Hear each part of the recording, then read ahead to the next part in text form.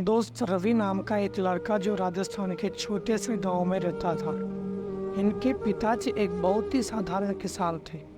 बहुत मुश्किल से अपने बेटे को पढ़ाना और घर के खर्चे को चलाना, जो खेतों में मजदूरी करके काम करके अपने घर को चलाते थे, अपने बच्चे को पढ़ाते थे। दोस्त, पिताजी का सपना था कि बेटे को पढ़ा लिखा कर एक बहुत बड़ा ऑफिसर बनाएंगे, लेकिन खेतों में काम करके और मजदूरी करके इतने पैसे नहीं हो पाते थे कि वह अपने बेटे को अच्छे स्कूल में पढ़ा सके। इसलिए उनके पिताजी अपने बेटे को एक सरकारी स्कूल में एडमिशन करवा दिया।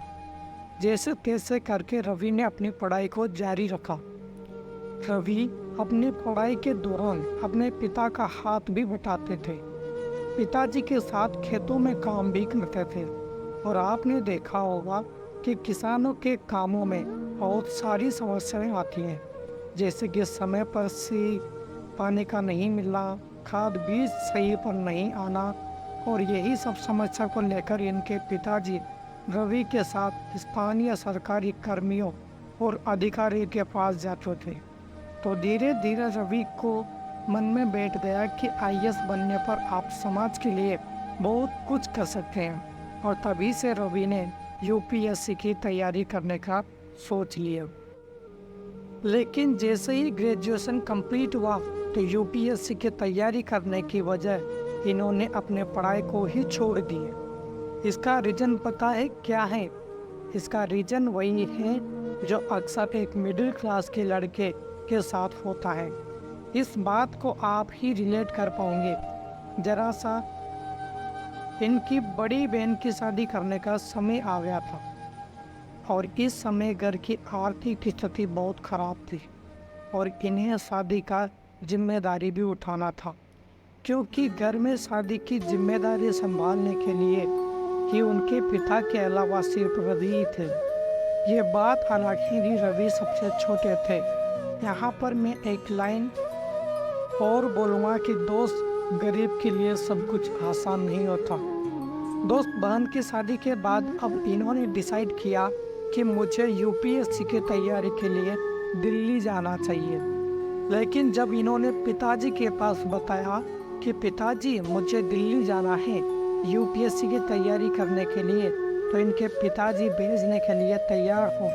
लेकिन उनके पिताजी के चेहरे पर पैसे की कमी और घर के खर्चे को लेकर चिंता साफ साफ दिखाई दे रही थी कि उस समय पिताजी की सालाना इनकम सिर्फ 50 से 60 हज़ार ही थी, जो कि बहुत ही कम था।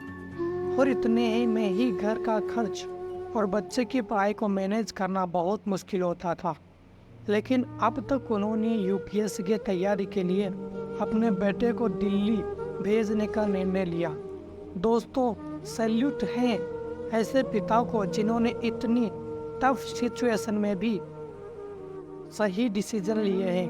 दोस्तों, इसके बाद रवि अपने सपने को पूरा करने के लिए अपने घर, अपने माँ बाप से बहुत दूर चला गया और वहाँ जाकर अपनी तैयारी को एक नई दिशा दिया। दोस्त, 1 साल पढ़ाई छोड़ने के बाद फिर से पढ़ाई में बैंक होना इतना आसान नहीं होता, लेकिन रवि के हौसले और इनके सपने इन्हें फिर से कमबैक होने पर मजबूर कर दिया और इन्होंने यूपीएससी की तैयारी पूरी मेहनत और डेडिकेशन के साथ शुरू कर दी। इसी तैयारी के दौरान बहुत ही कठिनाइयों, बहुत सारी प्रॉब्लम आई, लेकिन रवि ने कभी हार नहीं माना और इन सारी प्रॉब्लम, इन सारी समस्याओं को एक साइड में करके रवि अपने तैयारी को एक सही डायरेक्शन में लेकर गए। और यही सफलता का राज भी है, क्योंकि जब तक आप खुद से हार नहीं मानोगे तब तक आपको कोई हरा नहीं सकता। रवि ने बीए तक की पढ़ाई हिंदी मीडियम में की थी और यूपीएससी में सबसे बड़ा कंफ्यूजन मीडियम को लेकर के हिंदी मीडियम या फिर इंग्लिश मीडियम। रवि बीए तक की पढ़ाई हिंदी मीडियम से किया, इसलिए इन्होंने यूपीएससी में भी हिंदी मीडियम को ही चुना। कई लोगों का ये मानना है कि हिंदी मीडियम से सिलेक्शन लेना या फिर टॉप करना बहुत मुश्किल है, लेकिन रवि कुमार सिहाग जिन्हें ये साबित करके दिखा दिया कि मुश्किल है पर नामुमकिन नहीं। साल 2018 में रवि ने पहली यूपीएससी एग्जाम दिया और उन्होंने पहले ही प्रयास में 360 रैंक हासिल किया और यूपीएससी जैसे बड़े एग्जाम को क्रैक करके दिखा दिया।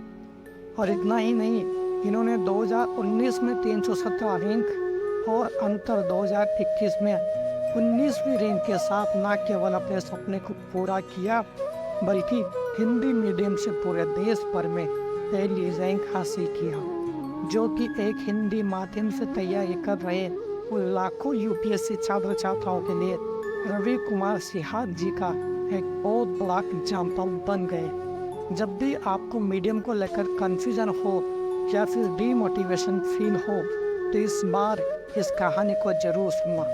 धन्यवाद दोस्तों।